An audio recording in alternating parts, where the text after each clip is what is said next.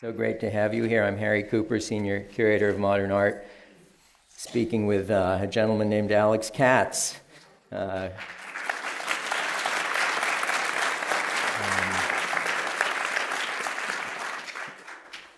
we have a couple of special guests in the audience as well. You're all special guests. But we have Alex's wife, Ada, with us right down front.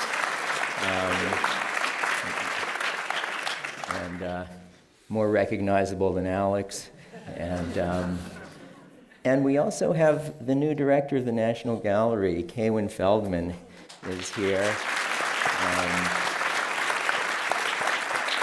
I think, and her husband, Jim Lutz, is here with her. So I think this is her first public appearance, semi-public appearance at the gallery. I want to thank Dr. Barbara Lee Diamondstein Spielvogel and Ambassador Carl Spielvogel. They have endowed this series of lectures, which brings distinguished contemporary artists here to speak with us. So we've got a lot of ground to cover. Alex was born in 1927, if you can believe that. He and Ada have been married over 60 years, and good for both of you. Amazing. Yeah, why not? Why not?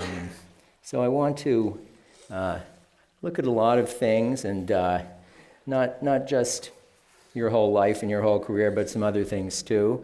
But as I said, born in Brooklyn, 1927, but Queens is where you grew up. You're a Queens guy, correct? Yes. Yeah. Your parents were Jewish from Russia and spoke Yiddish. How's your Yiddish? Well, they cut it off. They stopped speaking Yiddish. Okay. To me. Okay. Why? Well, my father believed in assimilation. Mm-hmm. And my mother was having me recite poetry young, and my father didn't like it at all. So Yiddish poetry, yeah, or Russian he poetry? cut off foreign languages and told me to go out and play in the street. Okay. The painting we're looking at on the screen is a wonderful and important early painting promised to us by Irving and Lucy Sandler. Irving passed away, a couple of years ago? A month ago. Just a few months ago. Something like that. And in fact, in the New York Times, this wonderful picture of them in front of Alex's portrait was published. So this is really the moment when you get started. Is that fair to say? Well, everyone says so. Do you agree? No. When did you get started? 1950. 1950. Yeah, well, they were more experimental, but they were totally non-negotiable. But these were the first paintings that were negotiable. Commercially negotiable? No, intellectually. Intellectually negotiable. Okay. I stand corrected already. Yeah. So, well, why don't you tell us then how you got to this point? I decided very early on that I wanted to make a new kind of realistic painting. And it was like not a very practical idea because the old realistic paintings, they couldn't see what I was doing at all. It was like unfinished paintings. And to the abstract expressionists, it was retro. I was told when I first saw the painting, figuration is obsolete and color is French, you know? And that was the world I was in. But I had the idea what I wanted to do was instinctive. It was following instincts, and my instincts was much stronger than anything logical. So I proceeded, and what I noticed was the big problem in the United States was I went to an advanced art school, Cooper Union. It was either regional painting or provincial modern art, you know. And so the regional painting was like out of the question for me because I went to a modern art school. And So when you say regional, you're talking about what kind of things? Hopper. Edward Hopper, okay. And what are the Thomas Hart Albright Benton. brothers? What? Benton, Huh? Thomas Hart Benton. Benton, all of that. Grant Wood, Albright, okay. Albright, yeah, all that stuff. You just once you started on the modern thing with Cézanne and Picasso, that stuff was didn't make any sense at all. And what do you mean by the other alternative was provincial modern art. modernism? What? So- like provincial modern. Well, I'll tell you the story. We go into my wife and I go to the Whitney Museum, and they have big show of pre-war modern art. My wife walks in the room and says, the Picasso room. And it's not Picasso. No, it's Yeah. Whitney, it's all the American artists. Yeah, yeah. And that was the story. I mean, it's Picasso everywhere. And you wanted to get around Picasso and Matisse, you know. And I noticed that neither one of them dealt with really specific details. They generalized. And at the same time, I really liked a lot of abstract painting. And so I developed the idea of the flat background, which is like a place to put a figure with specific details. So Alex, this is some of the That painting that was going available around at to the you, time, and more than available. Everybody was doing it in the early 1950s. Yeah, right? that was it. I mean, de Kooning was the king downtown, and when they had the stable annual, they would have like 12 de Koonings in, and one of his, you know, and Guston was very popular. It was all generalized. So the thing with the specific details changed it, and the hardest part of the Irving and Lucy painting, with the flat backgrounds, was painting the background, making the background plausible, so it wasn't Go like back to that. paper, you know. It was atmosphere, you know, and that was like what was Mondrian, a little bit of it. Rothko, the colorist, they put a color down, and they put enough of it down, it opened up and became atmospheric.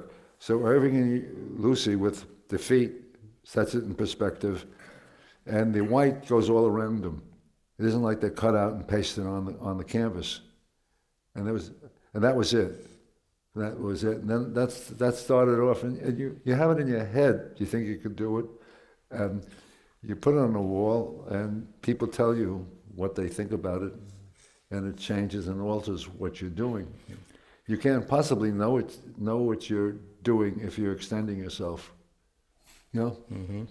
And so the painting is like a part of everybody around, you know, including the bad reviewers.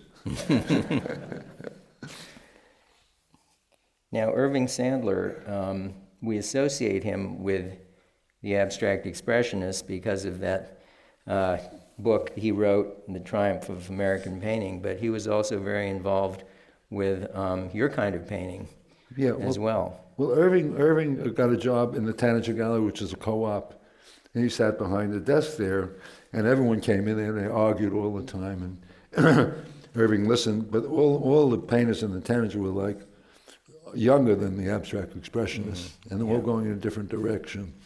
By 1954, if you dripped, it was really old-fashioned. I mean, the fashion in painting changes every 3 years. It's like the record business. So these were painters like Philip Pearlstein, Charles Cajori, Tom Wesselman. Well, they're later. They're later. Tanager. They're Okay. really later in styling. Okay. This is 1958. Yeah. Okay. You know, and there was nothing around anything like it. And it was the most biggest show of my life was that show in the Tanager. Now, I want to Because- ask you about something that happened very soon after this, but first, I wanted to include this beautiful drawing of your mother, which we just realized was here in the collection. And tell us a couple of things about your mother. Oh, my mother was an actress, and she was the star on the Jewish stage. And I left the straight world when I went to high school. I went to a vocational high school and drew from the antique for 3 years, which just happened to be there. I looked at the antique drawings, and I really liked them. And so you could do whatever you wanted, so I just drew from them, and I had a very good teacher. So I drew from the antique for 3 years. And at the end of that, I could do a drawing that was as good as any adult's in the city, and it was completely useless. I mean, it was just a system. I mean, yeah, the subway token, you can get uptown. That's But that must have given you a real foundation and to be able to do a drawing like Well, this. this is after that. This is, I got out in 45. This is like 1946. And this is before I went to Cooper Union. And I did this, and it was when I see it, it's like a pretty good drawing. I'm 19 at that time, and then I'm about to learn modern art. Was she, her eyes are closed. Her eyes are That's closed, Interesting. Yeah. You think she's reading or sleeping? I don't know. She wasn't sleeping. I don't know what she was doing. I want to read you one quote from your informal autobiography. At the back, you have some stories about your mother. And you say, "My mother's English and wit were definitely superior to mine. Once, while taking leave of her in a hotel lobby, I said, 'It's been awfully nice talking to you.' She replied, 'I hope you don't paint in cliches.'"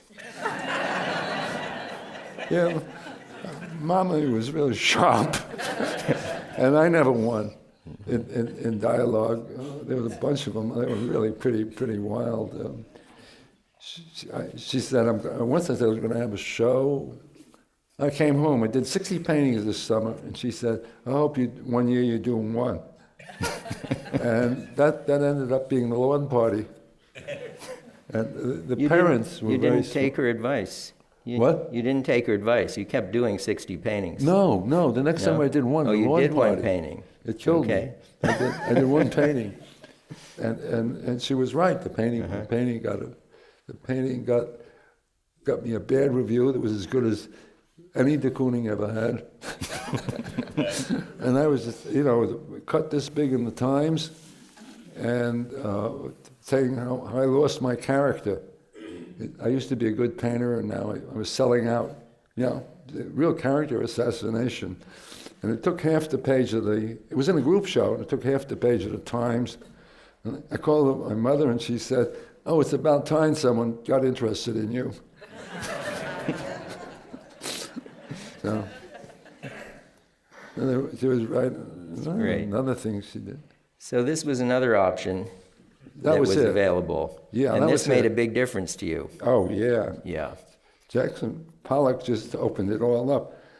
Braque and Matisse and everyone else was painting with black lines in closing form.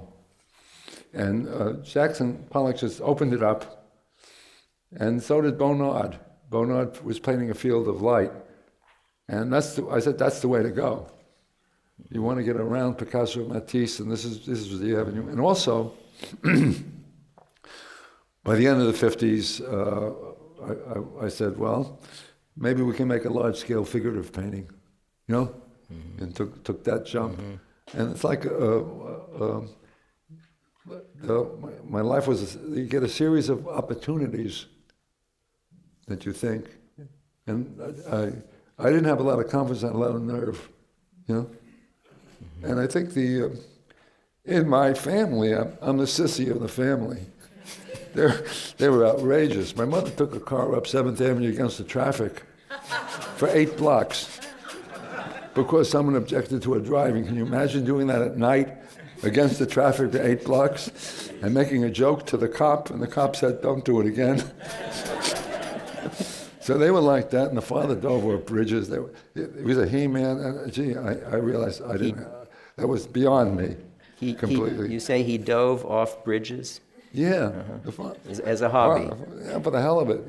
Yeah. Well, you know what it is? It's like He-Man has to show the other guys that they're not up to it.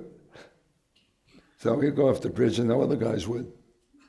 Stuff like that, you know. But you're very competitive. You're tough. I'm tough, yeah, and competitive, but mousy compared to my family. Okay. So a couple other things about Pollock. One thing you said, I think, was that, and it's very counterintuitive that Alex Katz would be so turned on by Pollock. But you also said this made you want to do plein air painting, to paint outside. Plein air painting came as an accident. I studied modern art. And actually was really good at it at the time. I was doing very fashionable paintings. I showed one, I got a nice review in the Times. Then I went to the Skowhegan Art School, which was regional, and they were giving me a real bad time on modern art. And they had a truck, and I went out and tried painting, and it was electric. So this is Skowhegan, if people don't know, is up in Maine. And now people go there on fellowships, but you went there 2 summers on scholarship as a student, and you were really taking classes and learning. Well, it was very informal. Okay. But I got the thing of like painting. It wasn't. It was painting a landscape. It was like painting automatically, because I painted a lot of paintings I made were from photographs at that time too, and the process of painting automatically freed me from cast drawing, cubism, and everything I learned. You know, it was really explosive, and it didn't make any sense with what was going on, but it made a lot of sense at the end of 10 years. What do you mean by automatically? Well,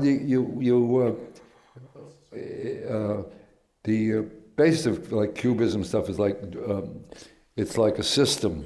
Like cubism is like cast drawing. It's the same system actually, and everything inside the system you work. Once you get outside the system, it's something else. And I thought of cubism, which was the basis of Cooper Union, cubism and Bauhaus, and I thought it was just another system. I didn't take it seriously. I said, let's do it and learn it. And after I get out of art school, I'll figure out what I want to do. I didn't take my art school seriously as art. You know, the drawing my mother I thought was art, but the stuff I did in art school was. When I went to art school, I figured, well, this teacher can paint better than me now. And I told the first painting teacher, I told the guy next to me, if I can't paint better than this in 2 years, I'll eat the paint box. I was dead serious. And up until that time, my life was all over the place. And then when I got to Cooper Union, I started working on drawings around the clock. I mean, when I wasn't eating, I was drawing. And drawing at 4 in the morning. On the train, I was drawing everywhere, and did a lot of drawing, and got pretty good at the end of 3 years, because I couldn't draw fast at all when I got there.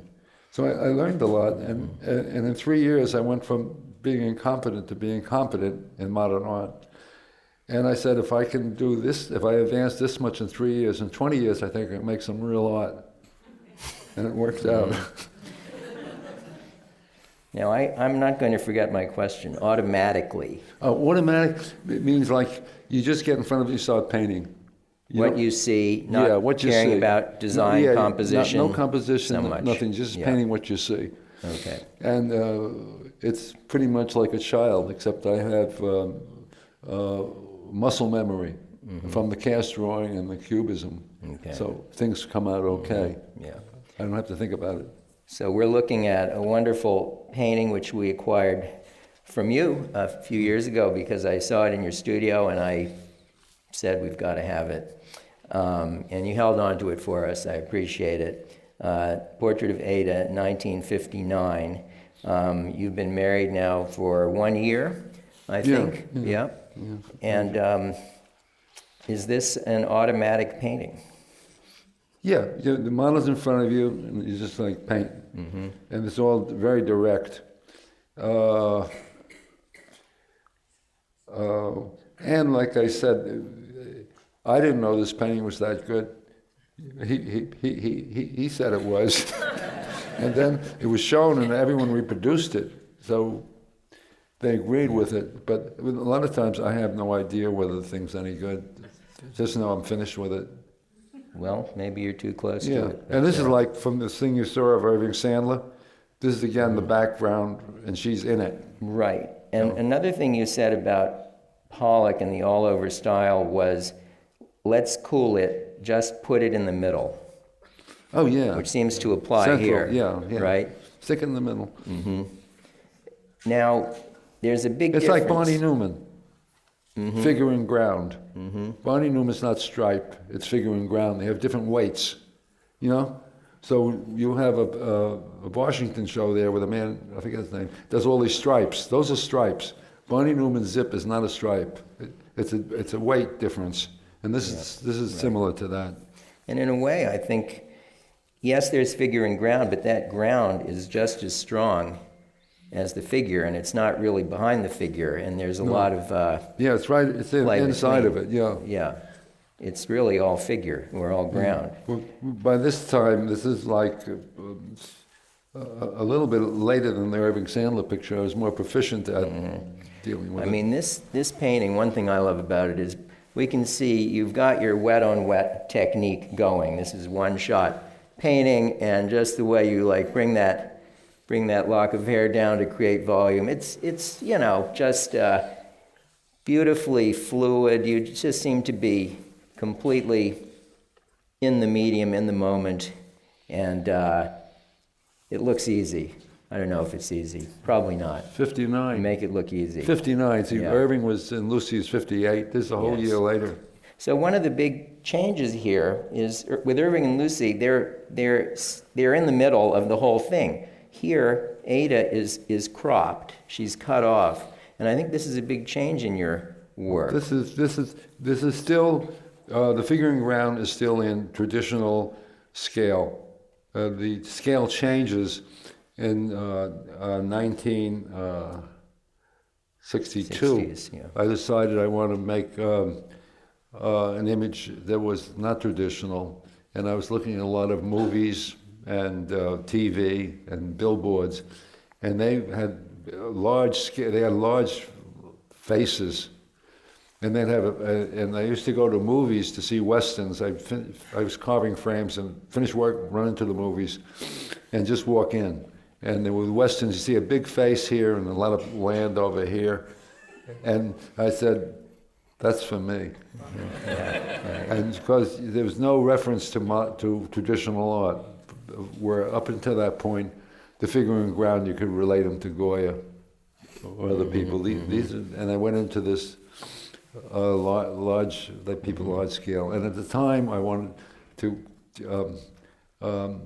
be able to make something that had the velocity of a de Kooning, you know? And in this scale, I couldn't. So this that was painting, did you all see it before you came in? 2 feet by 2 feet? Yeah. Oil on board? Yeah, it was small, and I was painting small through. But it looks pretty good up there, too. Yeah. But still, it didn't have the muscle. I saw the de Kooning show in '58, and he had the door to the river there, and I thought the show was fantastic. And I said to myself, I want to knock him off the wall. You know? You're tough. Yeah, tough. Yeah, so I did these big faces, and they would hold their own with any de Kooning. So I'm And going muscle, to- and just in muscle. I'm not talking about quality. I'm talking about muscle. I'm going to keep after you here about this cropping, because I think the fact that you cut the figure off there is a big change, and this is also a time when you begin to make cutouts, Yeah. right? Which Yeah. are your figures, and I think we have some images of of those. This is a much later one. It's much that later. we have. But those are some Those of are the, later too. but some of the really- characters that you knew. But you start cropping, you can see on those, they're cut at very irregular places. Because when I first did it, I went through all the original endings of sculpture. And it's kind of arbitrary, but sculptures end at here, like the one of Ada.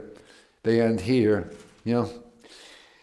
And they end here sometimes. And these are ending in all the wrong places. Yeah. Yeah. Yeah, that's right. It's like in the Cubist things, you paint the space in front of the figure, you know?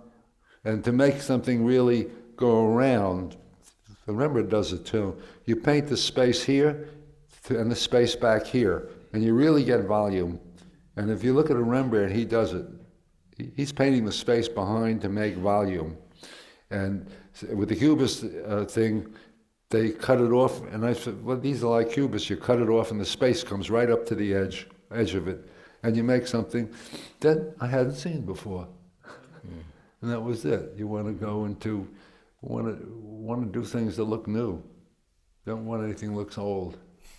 I have a theory that you might have inspired Frank Stella to cut out the corners of his I don't striped think so. canvases. I don't think so. Well, you did your first cutouts where you were cutting out the space around the figure in 1959. He did his first in 1960.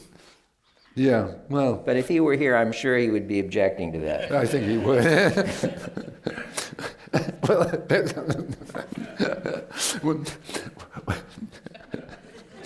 I don't know how to say it. Is this a Frank Stella Chuck, story no, coming? Chuck, no, it's the same sort of thing. When Chuck Close had his first show, it was a big sensation with these big faces, and Al Hell was there, and he was his teacher, and he said, "I owe all this to you," and Al said, "Don't lay that shit on me."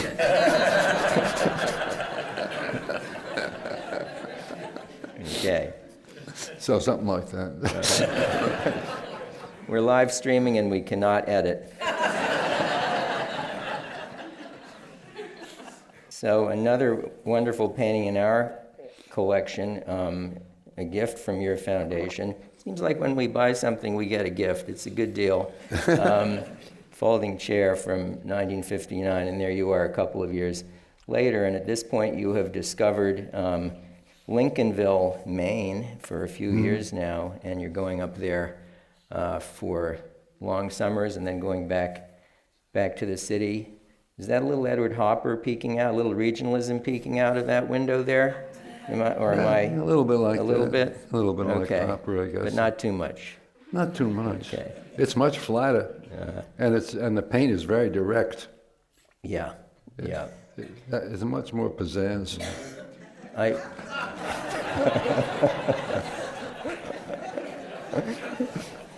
I stand corrected. We thought about hanging this at the top of this here too. This one is 4 feet by 4 feet, but Ada, at half the size, you know, just had the punch that she won, you know. But this is a great gallery painting. The first thing I did actually when I got this job in 2008 was buy this painting, Swamp Maple, which you had released onto the market. Not sure why, but I'm glad you did. And this was my first acquisition here, and I hope some of you have seen it in the galleries. When we reopened, I created a tree house, a tree room with swamp maple and some Mario Mertz trees and a Cecily Brown tree and a few other trees. And here it is. That's what it was. In Maine. You saw this every meal in Maine for years. Mm-hmm. Yeah. So thank you. What's there now? What's where? At that where the painting was. A green painting with leaves. That I hope stays there. But let's talk about the swamp maple for It's a late. It's 4:00 in the afternoon. 4:30. 4:30. Yeah. And the sun. That's in the title. Yeah. I started at 4. You started Well, at 4. the paintings basically all the paintings. A lot of them have to do with a specific time, a specific light, and the impressionist paintings have a slower time. They don't have a fast light, and I like the light from de Kooning and Pollock. It's fast, and I wanted to make the immediacy of perception the goal.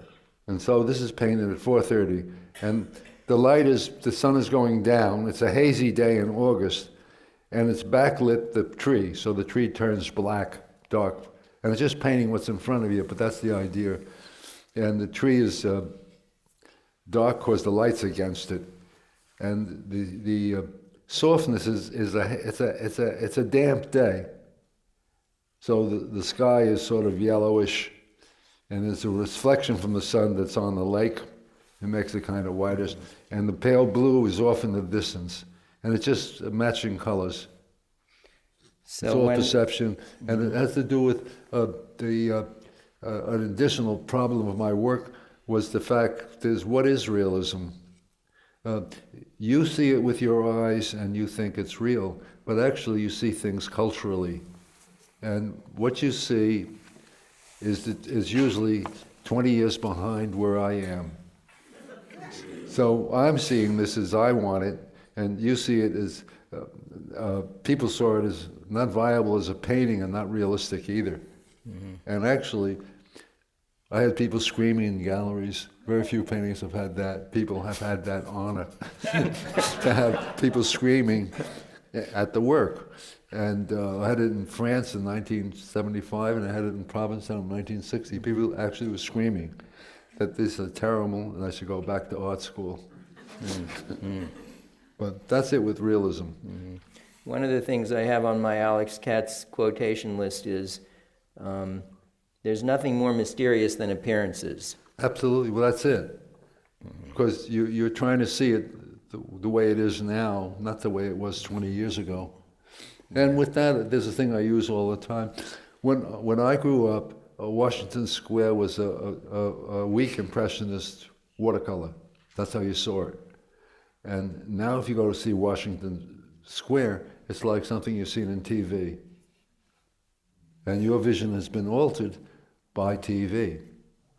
And photography and TV are the dominant forces in what you see. Mm-hmm. You know, you don't have your vision, you have the vision of your culture. Mm-hmm. Mm-hmm. That's a lot to think about. Yeah, yeah. It is. Well, it is. These are not simple paintings. No. Well, just to get back to this one for a minute, now this was not a quick painting, right? This is not, you have to well, it's a very take it back to the studio for all those leaves, right? You can't do that quickly. I made drawings. And lots of drawings. Made lots of drawings, yes. And drew it all on the canvas, and then painted it. So there's pencil underneath. Yeah, there's a drawing under every leaf. Yeah. And then I painted it I painted it in a day, I guess. Mm-hmm. You know? Mm-hmm.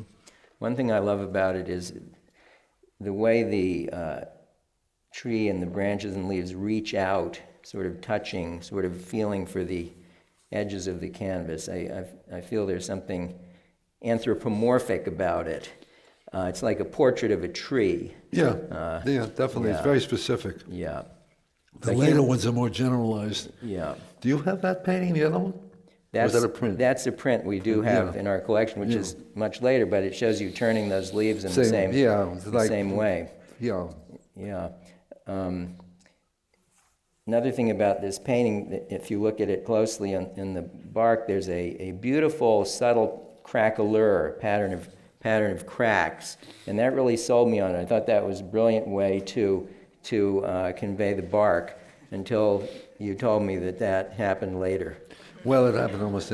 Quickly, but quickly. Drying cracks. Yeah, what happened was it was very hot when I was painting it, and I was painting it in a barn that was had a fairly low ceiling, so it must have been over 100 degrees when I was painting that thing. And I'm putting a black on top of a light, and it's like lean over fat, which is not sound.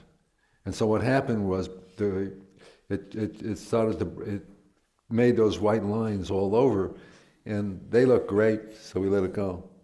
Okay. It hasn't Good. changed. Good. If something looks good, don't fool with it. Yeah. We'll get off of this in a minute, but just to mention the cropping again, you have violated the primary rule of painting trees, which is you're supposed to show them rooted, where they are on the ground, and you don't care about that. You also put the tree right in the middle. You're not supposed to do that. It's supposed to be on the side, so it's a repoussoir, so you get the space. You're breaking all the rules. Yeah. I always did. Here are a few more trees. Well, Cezanne, Courbet. yeah. I started with Cezanne, actually. You started with Cezanne. Yeah, when I started painting outdoors, he was controlling my vision. And actually, they had a show in, the outlines on the trees are traditional in European painting, the way they make volumes by curves. And then there's volumes inside. And he was the first painter I really liked, because I liked the emotional force of the painting when I was a teenager. I first saw him. And then they presented him as this big intellectual, but I liked him for the emotional force, and I thought I didn't know I wasn't sure of myself. But later, when I got more confidence, I realized, that was really the thing of him, not the structural things that people talk about. Yeah. But anyway, I saw this show in Philadelphia, and I'm looking at some of the paintings, and he just overpainted stuff. You have like the system of painting, and I started painting like Braque, which is layers of paint, dry on dry, and you scumble on the top. And then when I got free, I started painting with washes on hard grounds, hard surfaces. It's wet on dry. And then I painted, when I went back to canvas, it was a little, it was not quite fat. It was lean on dry. And then I started fooling around with painting in the park in layers. That was really wet and wet. Mm-hmm. And what I would do, go to the park across the street, you layer the one color on and you keep dropping paint into it. It was sort of like what they call schlock painting technique. You'd get things done very fast. Mm-hmm. And that was part of the technique. And I think I had done those big faces at that time. It was 1964. And at 4 a.m, Frank O'Hara was there telling me, you shouldn't be doing these little things. You should be painting big faces like the red smile and things like that. And I said, listen, Frank, I know how good I am. And he said, don't get porky with me. He said, you're going to have to hang next to Matisse. And that was a real downer. An earlier the first one on the right. I was very proud of that picture. Mm-hmm. It's a white gesso ground on masonite. I didn't want the texture of canvas which softened the strokes. So the strokes are really direct. And it's a white piece of thing and black lines on it, and that's it. And that was shocking to me, because coming from painting like Braque with layers and layers, and I got to that, I really felt that was like fantastic for me, direct. Yeah. And I sort of at the end of the fifth, near the end of the 50s, I was in a cafeteria at 4 a.m, and some guy's saying, I'm trying to get the expressions in the eyes right. And I'm thinking, that's the wildest thing I ever heard, coming from high modern art. And I said, well, maybe I should try it. And that's when I started doing the specific details in the portraits. And had a lot to do with painting Ada. I just met Ada. And she had the transition from a more generalized way to really more specific. And I painted all winter. At the end of the winter, I got something I really liked. That was the way it went. Well, this is double portraits. And this started with Al Held and George Sugarman were like Hegelian modernists. In other words, they believed in progress in art, you know, which is, to me, I never felt art got better. I felt it's always sort of the same. But Hegel thought, why don't we start now and relate the old guys to the news? Because Germany was just deadened by academic painting at that time. So he kind of was a great guy, but he believed in progress, and so did. So the story was, George wouldn't speak to Al for 2 years because Al overlapped the plane. Yeah. He created space, and you were supposed to be flat. Yeah. Yeah. This is Everything George was Sugarman, a sculptor that you might not have heard of, an Al Held painter. Yeah. So it was, every form was supposed to be autonomous with George. And I realized that I was timid about overlapping forms. So when I heard that, I said, let's overlap volumes right away. You sure did. You sure did. That here. was it, overlapping forms. And I would always say, thank you, George. How do you like that? That's great. And I was using sissy colors, too. A real man paints with red, yellow, and blue. And so Vincent, your only child, he's born around 1960, I think, so he's about 7 years 60, old yeah. here, up in Maine. Another painting from our collection, which came by way of the Corcoran, of a great figure in Washington, D.C., Evelyn Neff. And you knew her? How did this Yeah, she was come amazing. about? She was amazing. Amazing lady. And her husband, John, Ambassador Yeah. Neff. Yeah, she was brilliant, and she could do anything. And she met this guy, last husband, and he was French, so I think she went to Columbia and learned French in a couple of months. Wow. I mean, she's really dynamite. And for this, I made a great drawing. I like the drawing better This than the drawing, painting. which is also in our collection. Yeah.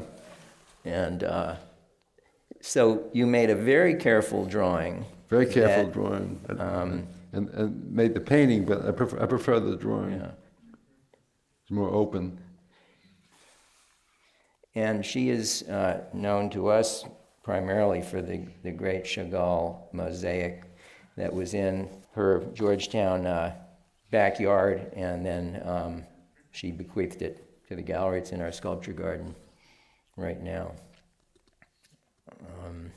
We have lots of Alex's prints and drawings in the collection, which fill in, you could say, some of the 70s and 80s where we don't have paintings.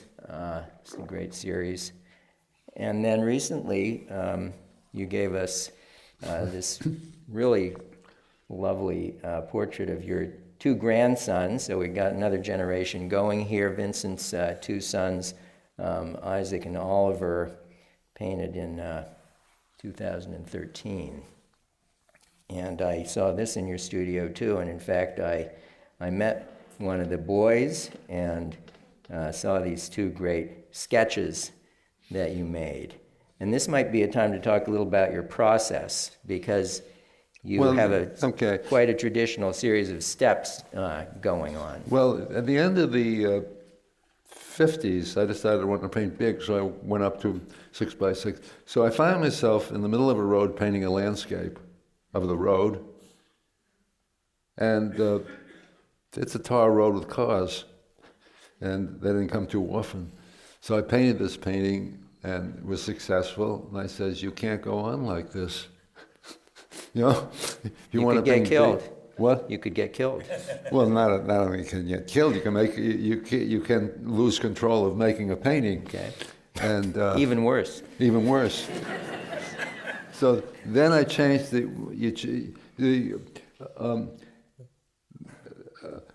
good painting, or you change your ideas. You know, You just follow the painting. And the first one was I did a double portrait of Ada twice, Ada in 1959, I guess. And I wanted to make a non-psychological double portrait. So I made her and repeated her. And it's the first repetitive, figurative thing ever, you know, like that. And I knew the painting was pretty good or interesting. And so I changed my idea of direct painting at that minute. I said, well, it's altered your life. You forget your ideas and just go ahead. You follow the painting, not your ideas. And so when I started to paint, wanted to paint larger to get the velocity of the AE guys that really power. Abstract expressionist. Yeah. So I started to paint these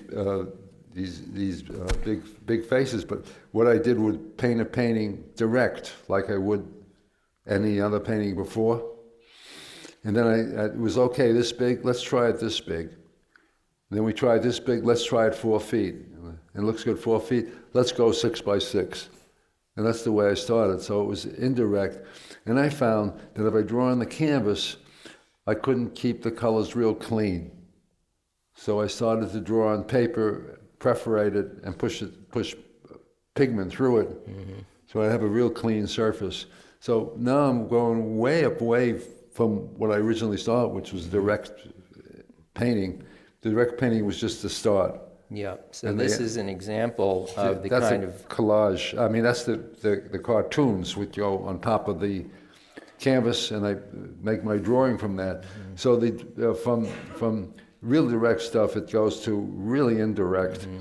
But when I paint a painting now, the drawings on the canvas usually, or even some of the late ones I didn't even make a drawing, I have the colors all mixed. The sequence of the colors is in my head, and the brushes are all laid out. So it's just a matter of execution.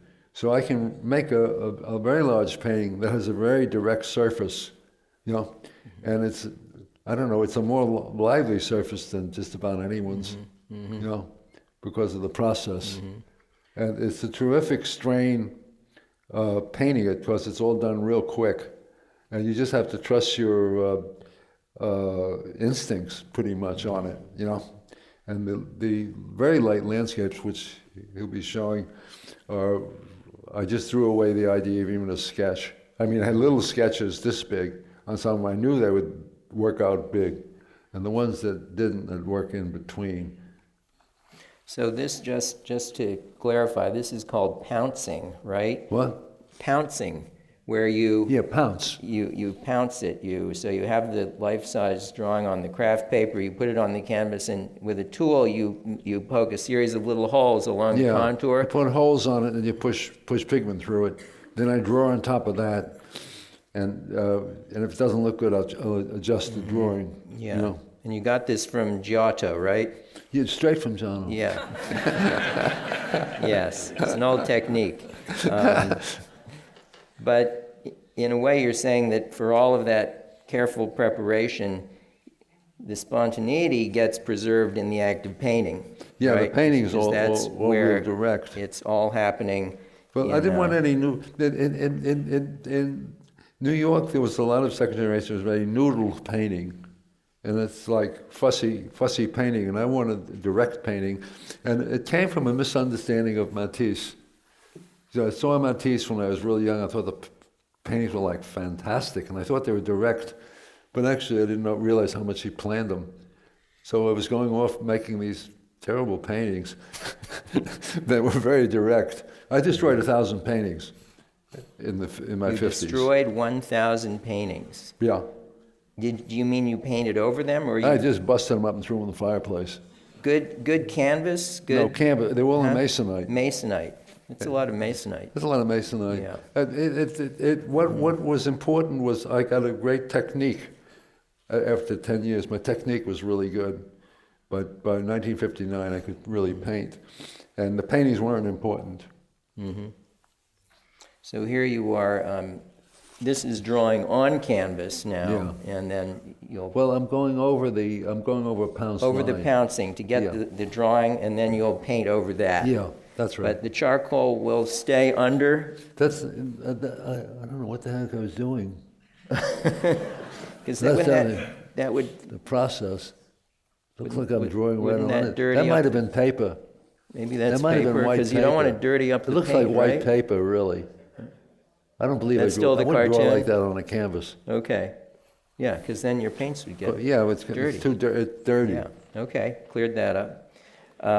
So you have a show coming up at Gavin Brown Yeah. Enterprise, which is an amazing, huge space up in Harlem, big enough for you.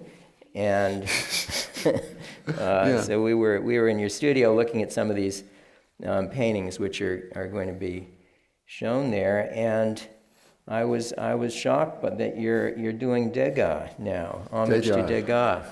Well, Yes. but I was at the Met, and I'm looking at these Degas sculptures, and I just think he's a fantastic sculptor. And I thought, and then they have this big corridor full of these Greek and Roman things that are really gift shop artists.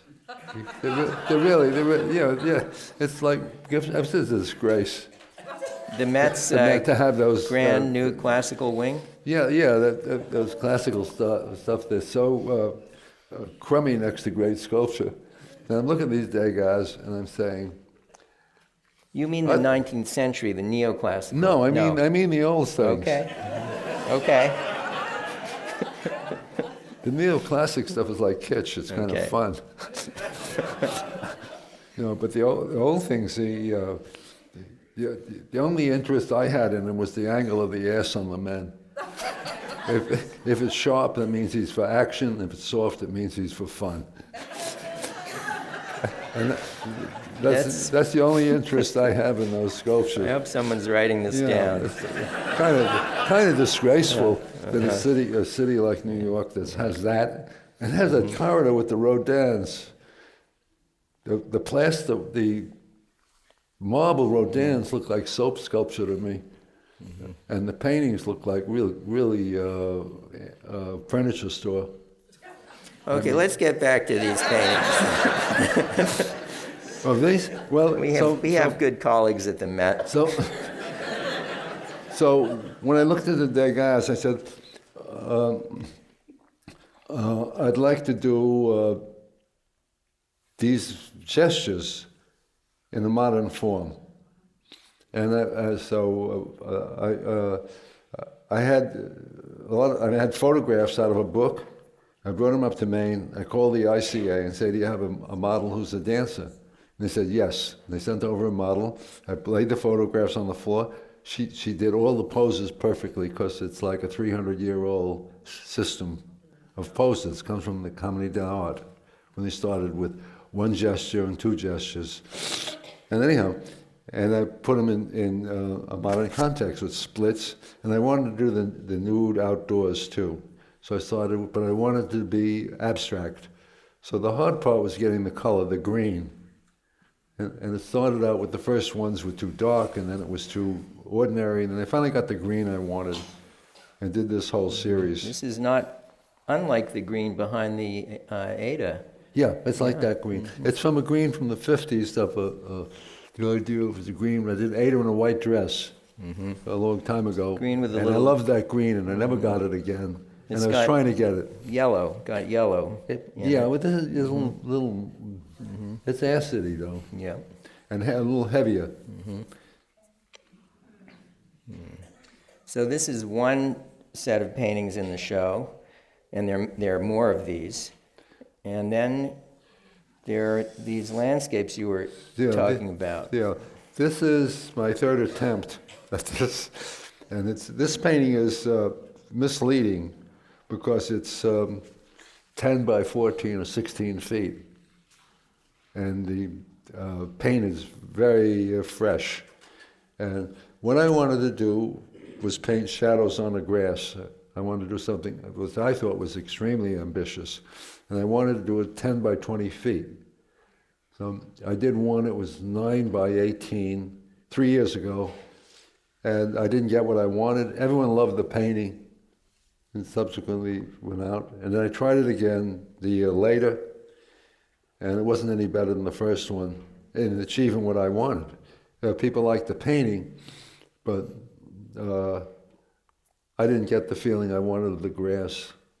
And this is the third attempt at it. And the painting, everyone's crazy about the painting. I still didn't get what I wanted. It's a little closer than the first two. I don't know if I'll ever try it again. But that's the story. But the paint on there is really direct. I did a lot of sketches and paintings 4 feet by 3 feet and small things. Put them all on and painted this.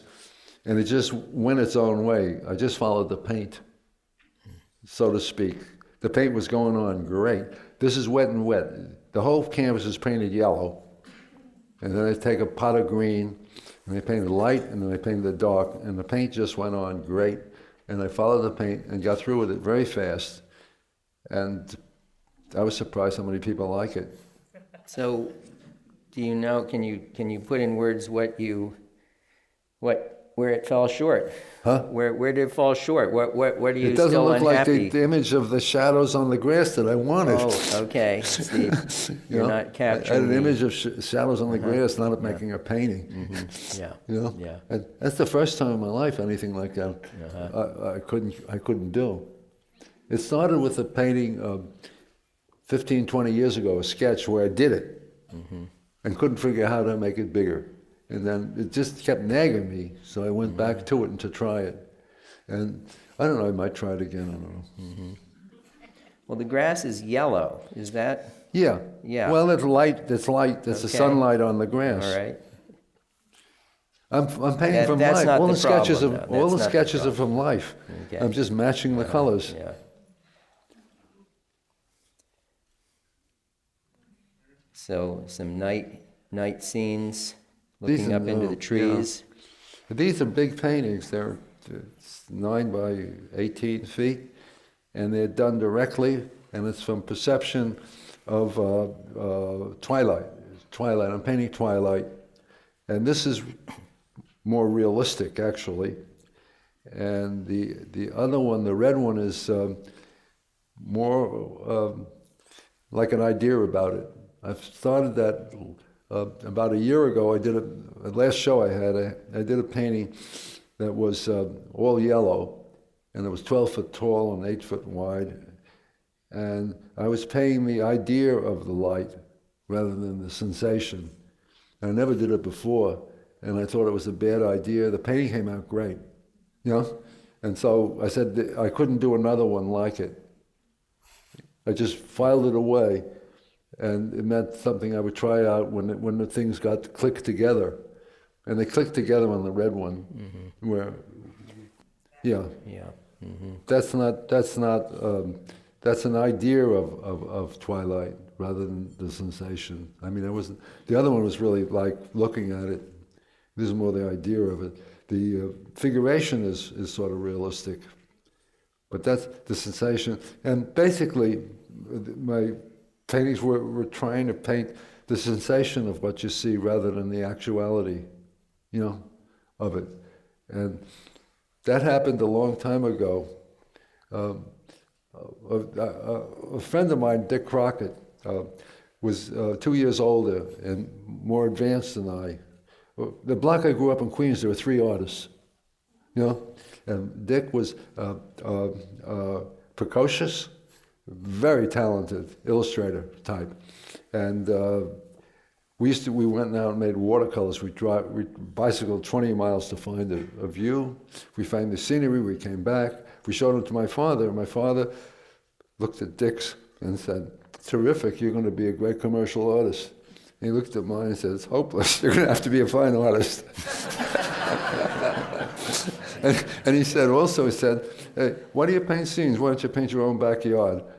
And I really hated him. But then think of it like today I'm completely dominated by him. You've just been painting your backyard for a long Painting time. the backyard for a long time. That was a great advice. Yeah. Oh, show the other, Take some- show a couple of those other things, they're kind of interesting. Okay. I think you might be We're not interested. going anywhere. Because he said so we can stay. Just show a couple of, the one on the left is the same thing, this is like perceptual. And the one on the right is the same thing. It's a cross light, where what you see is gets very dark because the sun's going across it. And you can't see the painting on these. The one on they're both like consummately controlled, and the one on the right is like absolutely one of those perfect paintings in terms of technique. You got something else? There's a couple Yeah. more. So since we're going on, I'm going to drill down Just here. got a couple of minutes, I'll show Yeah. you the whole show. Oh, that's just that one. That one. Talk about These that paintings one. are 10 and a half. And this is sunrise. And I got up in the morning and went to the bathroom, looked out the window and saw this. And I said, this is fantastic. I've never seen anything like it. Because it was 5:30 in the morning.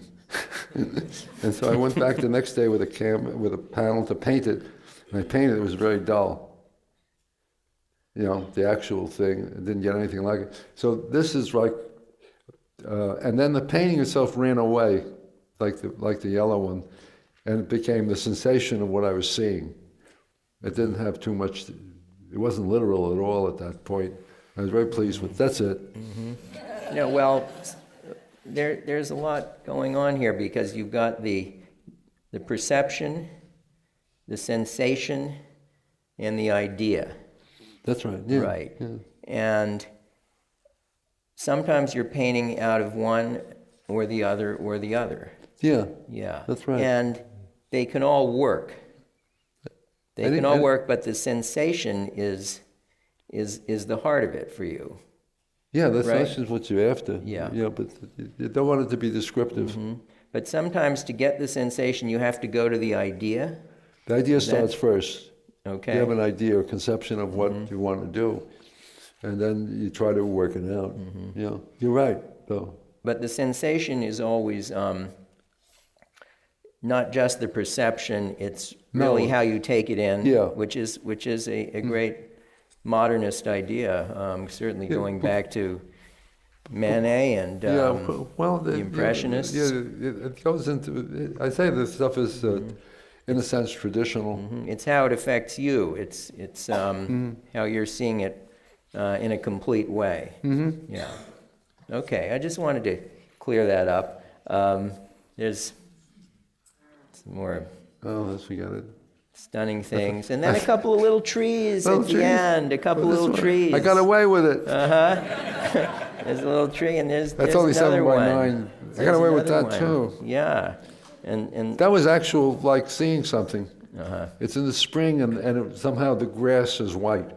You know, you don't have to show anymore. and there you go with the cropping. Yeah, there you Yeah. go with the cropping again. Yeah, oh yeah, see.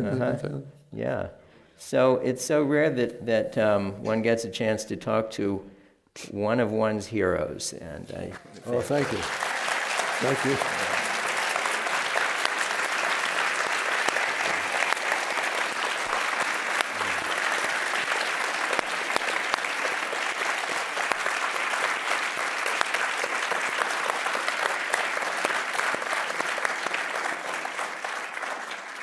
Okay, now, anybody who does not have a question or does not want to hear a question can leave, but we've got 2 microphones on either side, so we're going to do this a little bit formally so the people who are live streaming can hear the questions. So, you're up. Oh, okay. So I was interested initially in the beginning of your talk. You talked about atmosphere and how in your painting of Irving and Lucy, that was a really important thing for you. Could you describe a little bit more about how atmosphere has developed over your career? Well, it's like, well, initially it was to try to make flat surfaces have atmosphere. But I did a lot of collages, you know, that, and now it's like, I don't think about it, it just happens. It's like muscle memory. So you I couldn't, see that way. I see with it some atmosphere. I find that A lot of Impressionist paintings have too much atmosphere for me. They get a little soft, you know. But you can't really paint flat now, even if you wanted to. There's always some sense of air and space. Yeah, it's not hard. It's never hard, Yeah. hard concrete.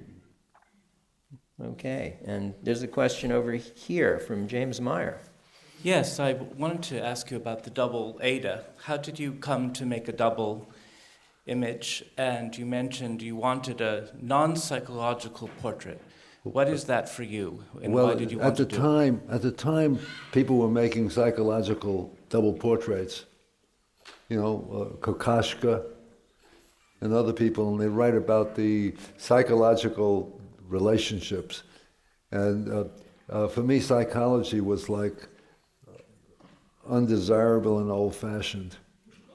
So I wanted to make something that had no psychology in it at all. So that's how the double Ada came. And just so you know, in the double eight or these double portraits, it's almost the same figure, just painted twice, Yeah. side by side, by right? side, Whereas right. in these earlier double portraits you're talking about, there would be different views, or there would be Well, some... the early ones, like flat, and I tried to paint No, I it- mean Kokoschka and... Oh, the ones you Kokoschkas, didn't yeah, they like. had all the story with all the Okay. story with. So you wanted a very... Yeah, well, yeah. I want yeah. to know. I don't want any stories on the painting. Okay, The stories just takes the paintings out of the immediate present.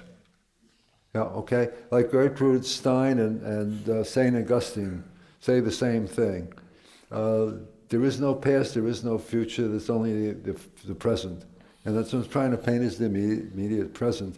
And if you have a narration, it's no longer immediate. And so all narrative art is not uninteresting to me to paint. You know, no stories. but the double Ada is also not immediate because it's not one perception, it's a repetition. Yeah, it hasn't changed my ideas. After I saw the painting was better than my ideas. So you Okay. opened the ideas up. Yeah. Okay. Okay, another question here. Just a process question, but what drives your decision about whether to use a square canvas or rectangular or big, small?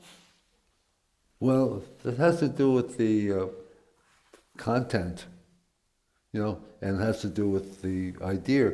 There are some things that are vertical ideas and some things are horizontal ideas. And landscapes are generally horizontal ideas. So I made a lot of vertical paintings of landscapes, like the tree.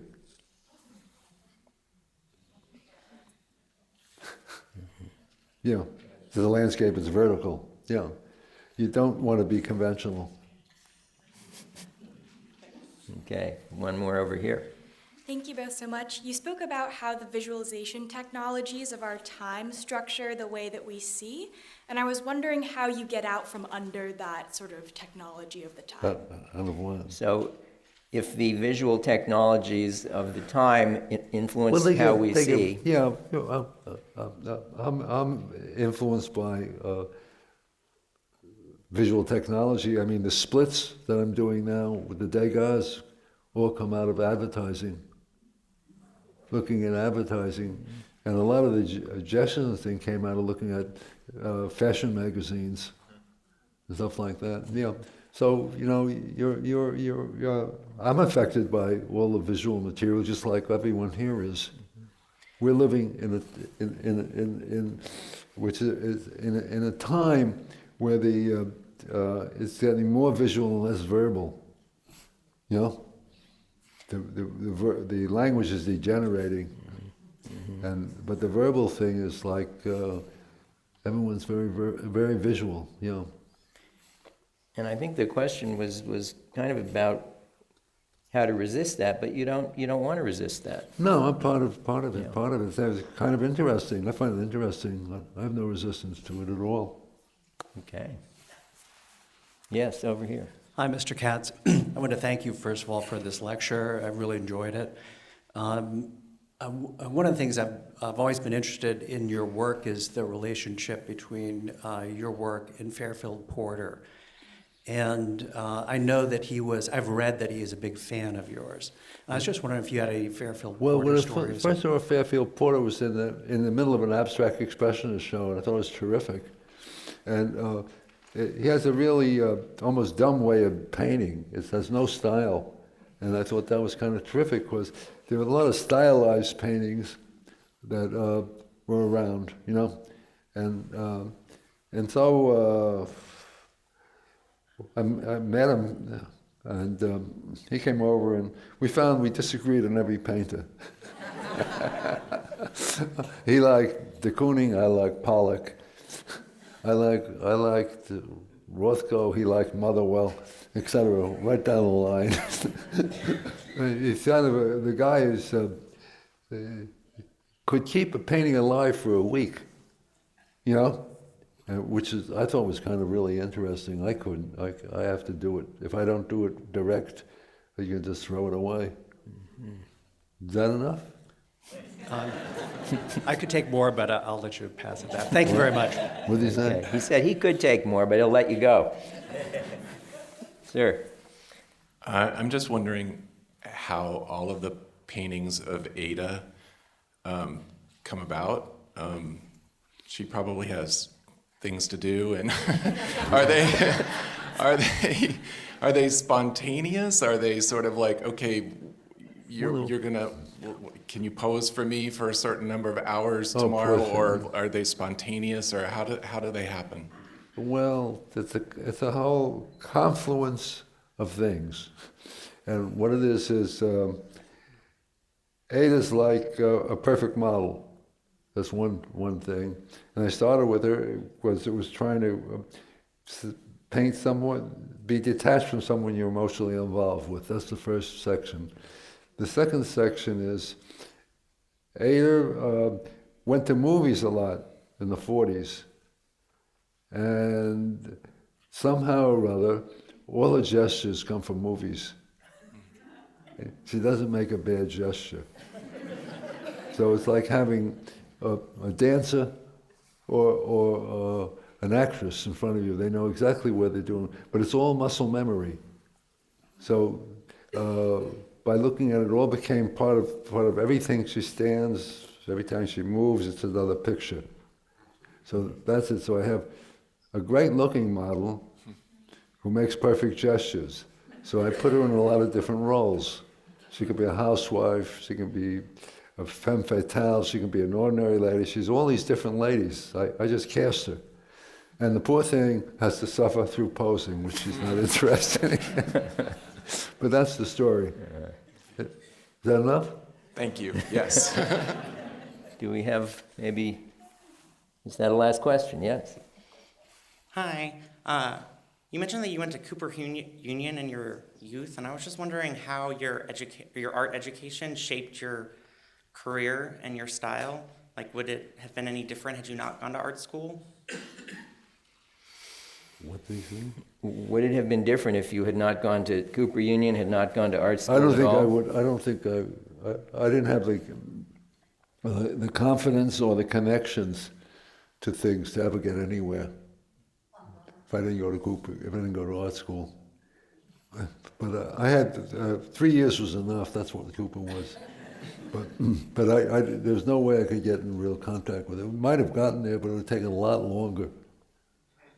Because I was most of the artists you don't know the artists of your generation who are going to be really have some interest until they're 35 or 45. That's when the serious artists become dominant. Yeah. And I was doing stuff like when I was like almost 30. When I was 30, that was like, really styled. We have to give Alex time to sign all the books you bought, but there is one question from the middle here, last one. Any thoughts about your early experiences at Skowhegan? Can you tell us anything? Oh, I had a great time. The I question went to is thoughts Skowhegan. about Skowhegan. school. What they said was, by the time I was finished at Cooper Union, I was like a great art student because I wasn't trying to express myself. I was just trying to do it, do what they said, more or less, in my own way. And so they offered me the scholarship. They said, you can go to Yale or Cooper Union or Skowhegan. And Bill King, the previous guy, went to Skowhegan and had a great time. And it was one more week. So I said, let's go to Skowhegan, you know. And so Skowhegan was this regional art school. And so I come there in a double-breasted houndstooth jacket, right? And I see all these guys in leather jackets and jeans. There's a real culture shock. And then they got a dance and they played Carmen Caballero music from the hotel bands. I had no idea what to do with it. Because I come from the jazz thing where you could dance halftime Lindy Hops. You can only dance with someone from Queens or Harlem. You couldn't dance with anyone in the world. And this was like, there was a guy who was a sailor, Blackie Langley, and he could dance to anything with anyone, and we just all copied his style. So I had a great time. It was kind of interesting because I was like a provincial from Queens. Yeah, right. That was it. Great note to end on. Thank you very much, Alex.